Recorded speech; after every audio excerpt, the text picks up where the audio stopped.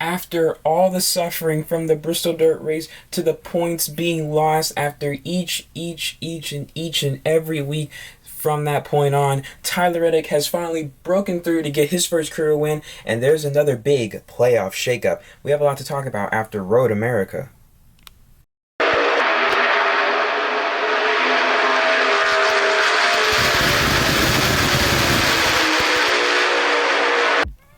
Hey guys, NASCAR Mobile 48 back again. We're back to another episode of NRR. And today's video, we're going to be reviewing the 2022 Jockey Made in America, the Kwik Trip 250 presented by Jockey Made in America. So yeah, whatever, same thing.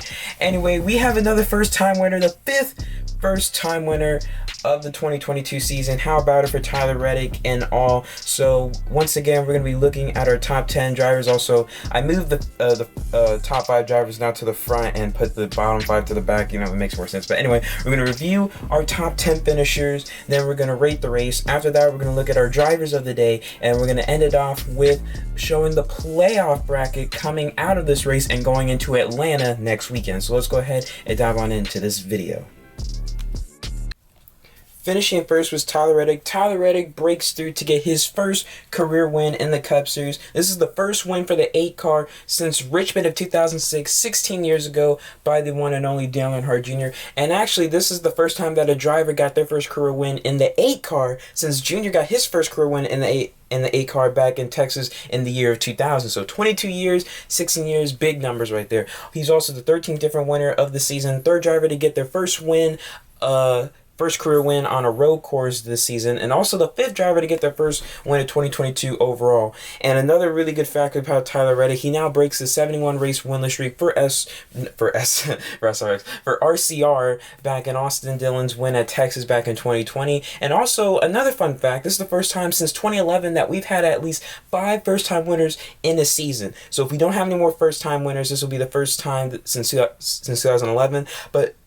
But relatively speaking, if we do have more first-time winners, this is the first time since 1915 that we've had 5 first-time winners in the first 18 races. Now we're heading to the second half of the season, leaving Road America. So really interesting right there for Tyler Reddick. Reddick started 4th in this race. He looked like he had a top 5, top 10 car all day and stuff. He really did not shine until stage 2, where he was starting to pressure Chase Elliott. Then it was Elliott versus Reddick basically after that. So the final stage, it was really showing that Reddick was going after it, and then Reddick eventually took the lead. Kind of got scared when Austin Dillon had a tire go down with 2 laps to go, but it didn't matter. Reddick had the win in his grasp, so congratulations to Tyler Reddick, and the 18 finally locked his way into the playoffs right now. So only 3 spots remain in the playoffs to lock yourself in and get a win, and I believe we only have 8 races to go before the playoffs start.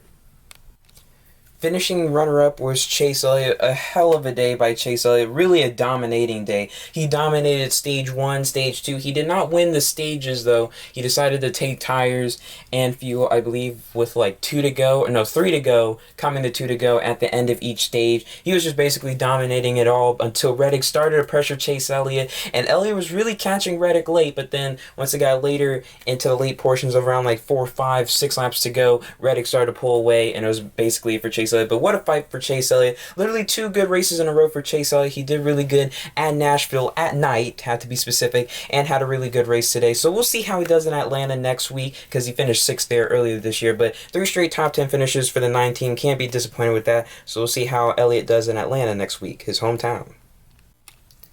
Finishing in 3rd and also starting in 3rd was Kyle Larson. Kyle Larson, definitely the second best Hendrick car all day. He had nothing for Chase Elliott, had nothing for Tyler Reddick and stuff, but he still had a really solid top 5 car that could compete. He was mostly duking it out with Chastain, and then him and Chastain were starting to make some contact in the early portions of the final stage, and then at one point Larson kind of put Chastain in the grass at one point, giving him a bump and stuff. So it shows how some of these drivers are now starting to race Ross Chastain and stuff, because they don't want to be raced like how he races to them now. So Kyle Larson definitely showing his displeasure, but at the end of the day, he gets a nice solid 3rd place finish for the 5 team.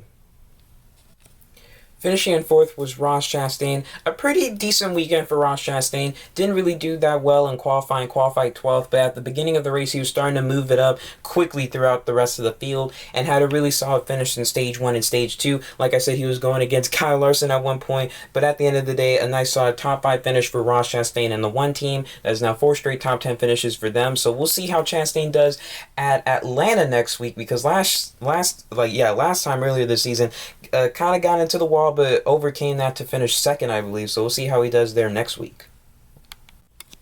Finishing and rounding out the top 5 was not Ross Chastain, but Daniel Suarez. Suarez also had a really good weekend, but like I said, with qualifying, just like Chastain, he qualified 17th, not really that up to par, but he was mounting his way through the field in the early portions of stage 1, was looking really fast and stuff. Didn't look like he had a race-winning car, but definitely a car that could finish top 5, top 10, and that's exactly what he did, finishing in the top 5, so that's what 2 top 5 finishes on a road course for Daniel Suarez. It does suck that he had a really good race at Coda, but ended up finishing 24th, but still a nice solid top 5 finish overall for Daniel Suarez. So a strong run. It does show that Chastain and Suarez definitely competitors at the road courses, so we'll see how both of them will do at the next one at Indy Road Course. Finishing in 6th was Chris Buescher. It really shows that with or without Scott Graves, Chris Buescher still had a hell of a weekend. He qualified 7th, really good. He made it into the final stages of the final part of qualifying and stuff, and was able to get a nice solid 6th place finish at the end. He was definitely competing with drivers like Daniel Suarez, Michael McDowell, so he was having a strong run and stuff. So he may not have Scott Graves until, I believe, the Indy Road Course race, where we'll probably see Buescher have a nice strong run, but a really nice strong run for the 17 team. I don't know if it's going to be enough to point their way in, so it's really a must win. So they still have 2 more road courses before the end of the regular season, so still chances and chances for the 17 team. Finishing in 7th was Austin Cindric. That's 3 straight top 10 finishes for the 2 teams, so they are starting to be on a roll. So really good for Austin Cindric and the 2 team. They finished second in the first stage to Chase Briscoe, and then their teammate Ryan Blaney won stage 2. Cindric really just had a top 10 car all day, basically. I mean, they had to be maneuvered throughout the field with like all the strategy going on, because they did not pit at the end of stage 1, but they did at the end of stage 2. Overall, still getting a nice solid top 10 finish, which is really good for Austin Cindric, because I told you guys at one point he didn't have a lot of those, but now he's starting to rack up some top 10 finishes later into the season. Finishing in 8th was Michael McDowell. Guys, you got to give a hand to Michael McDowell. Literally 3 top 5 finishes in the last 5 races. That's really impressive, really exorbitant for the 34 team and stuff. He started 6th in this race, finishes 8th. He was starting to fall off a little bit towards the end of this race, but he was still running in the top 10 pretty consistently. So it shows that his road course skills are up to par. So I can't wait to see what he does in the Indy Road Course in about 3 weeks and stuff. But hey, we're still going to the relatively new Atlanta next week, and I just want to say, even though he finished 24th, I still think he can do good at the Atlanta Super Speedway and stuff. But anyway, a nice solid finish for the 34 team overall. Finishing in 9th was AJ Allmendinger. Not really the weekend for AJ Allmendinger standards. I mean, they had issues in the Xfinity Series race, well, actually in practice and stuff, so he wasn't really up to par in that race as well, but still got a 6th place finish. And now fast forward to the Cup race, qualified 21st, which is not like AJ Allmendinger, but still ends up getting a top 10, so not bad overall for AJ Allmendinger, but we'll see how he does at the Indy Road Course, where he won there last year and stuff, but still a nice solid finish for the 16 team. And rounding out the top 10 and 10th was Kevin Harvick. Harvick is really impressing me, mostly on these road courses. I'm just going to say the road courses, but also still Harvick has four?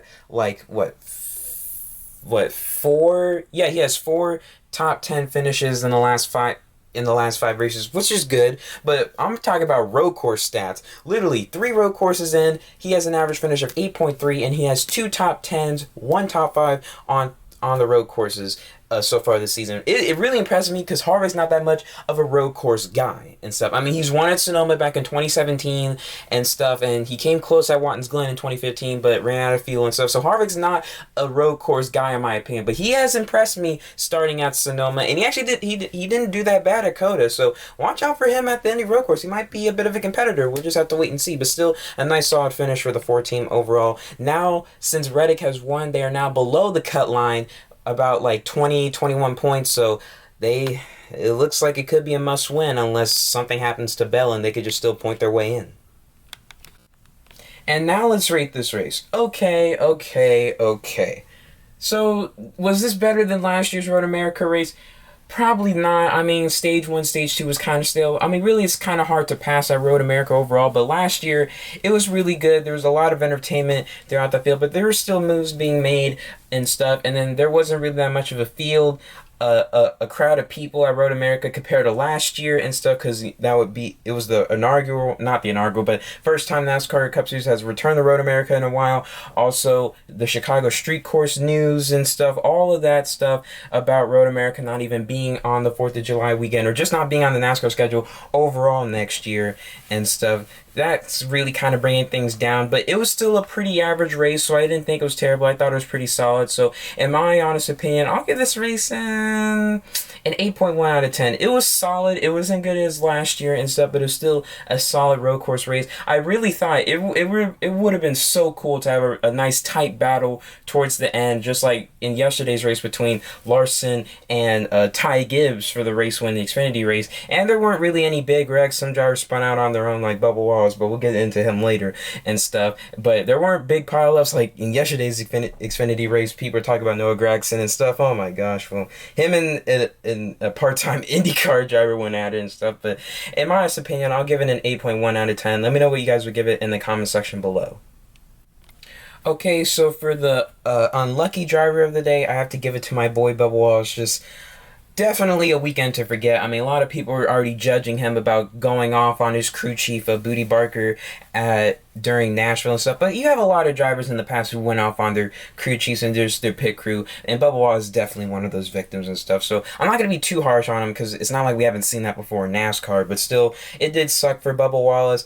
First off, Logano overcooked it into turn 5, took out Bubba Wallace and Kurt Busch, and Kurt Busch had some damage from that. And then actually it was pretty funny. I believe it was at the end of stage 2. Wallace got payback on Logano. He kind of put him in the grass and stuff. So bit of a lesson learned for Logano, but Logano suffered worse from, didn't suffer that much because overall Logano finished 27th. Bubba Wallace still finished 35th. And then Wallace got loose at one point and he slid across the nose of Keselowski in stage 2 and went into the gravel. And then eventually Bubba Wallace had a brake issue late in the race and basically gave him a 35th place finish. So we know Bubba Wallace is not the best on road courses, but damn, that is a weekend to forget. Bubba Wallace probably had the most incidents in today's race. Now, here's another thing. I was going to say Bubba Wallace like for unlucky driver of the day, but if we have to say unlucky driver of the weekend, you have to give it to Kyle Busch. I mean, literally, his JGR teammates really sort of made up from what happened at Sonoma. I mean, Martrix Jr. finished 13th. He didn't finish in the top 10. No Toyotas finished in the top 10, but still, he still finished 13th, which isn't too bad. Hamlin had a penalty. That's 26 penalties in 18 races, so that's like that. 26 penalties in 18 races. That's like an average of 1.5 penalties or 1.4 penalties a race and stuff. So that's not good. But Hamlin still finished 17th. Bell finished 18th. Literally, his Toyota teammates finished in the top 20. Kyle Busch finished in 29th.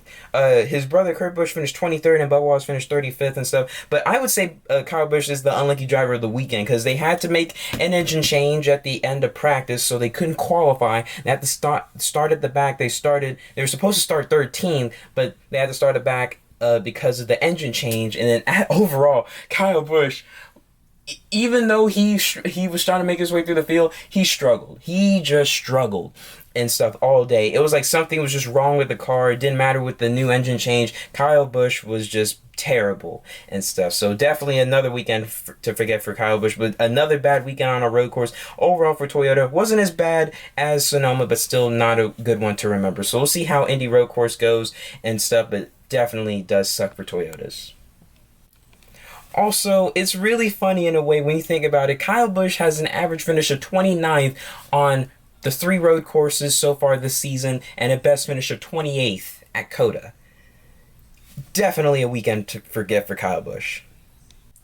Now for this week, we don't have a comeback driver of the day because no one really came back from anything big that happened. But I will mention and give a shout out to Chris Buescher for being our underdog driver of the day. Really because I would have given it to like a Daniel Suarez or Michael McDowell, but they run up so good in these road courses that it's not really surprising to me that they run up so good. But Busher, it's still really surprising to me because I did not expect that second place run at Sonoma and having such another strong run, especially since he didn't even have his regular crew chief today. So it just shows how good Chris Busher is. He is very underrated. Michael McDowell is underrated as well, but I think Busher is a step ahead of being underrated compared to Michael McDowell and stuff. So nice solid sixth place finish for Chris Busher, underdog driver of the day. And then finally, overall driver of the day, even though Reddick won, you got to give it a Chase Elliott. He dominated stage one, stage two, didn't even win the stages, and he still got a nice solid second place finish coming off that win at Nashville. And now we're going to be going to his home track next weekend where he finished sixth at Atlanta Super Speedway. So we'll see how that one will go, but it's a super speedway, a new super speedway, so we'll see how things go. But still, a nice strong run from Chase Elliott, a really dominating performance today. Really would have been cool if he would have gotten the win just to cap it off after getting that big win at Nashville. But hey, second place, still not bad for the 19. So taking a look at your playoff standings, you have Chase Elliott on top with these other four drivers behind him with 2 wins. Then you have Larson, Reddick, Kurt Busch. Now you have Briscoe, Suarez, Kyle Busch, Alex Bowman, and Austin Cindric. All of those 13 drivers who have punched their way into the playoffs with a win. Then you have Ryan Blaney, who is plus 112. Martrix Jr. plus 61. Christopher Bell plus 20. Literally plus 20, like what the heck. And then below the cut line, you have Kevin Harvick minus 20. You have Almirola now down to 18th minus 47. Eric Jones moves up to 19th minus 85. And then Austin Dillon moves down to 20th minus 94. So that's your playoff standings coming out of Road America and going into New Atlanta next week. I still don't know why I call it New Atlanta, but it's still relatively new. So what do you guys think of the playoff standings? Do you think we'll get to 16 winners? Who do you think is going to win at Atlanta? Who will be the next driver to be who will be the 14th different winner if we do get one? A lot of unanswered unknowns going into the last 8 races before the playoffs start here in early September. So it should be a fun one. So thank you guys so much for watching. Please like, comment, share, subscribe. Like I said, I haven't said this, but if you guys want to check out my gaming channel, NASCAR Gaming 48, link will be down in the description below. I should be uploading a NASCAR Tornado Ignition video on that channel tomorrow, so make sure you guys subscribe. Link in the description so you do not miss that. We're close to 100 subs. If you guys want to check out my Instagram, link will also be down in the description. And subscribe to this channel. We are literally so close to 200 subs, guys, so I really would appreciate it if you guys would subscribe. I do appreciate you all and the viewership. So that's gonna do it for today. So see you guys next week at Atlanta. Have a great rest of your day. I think I should have a video coming up on this channel later this week on Wednesday or Thursday, but we'll see. But thank you guys so much for watching. Have a great rest of your day. This is NASCAR Mobile 48. Peace out.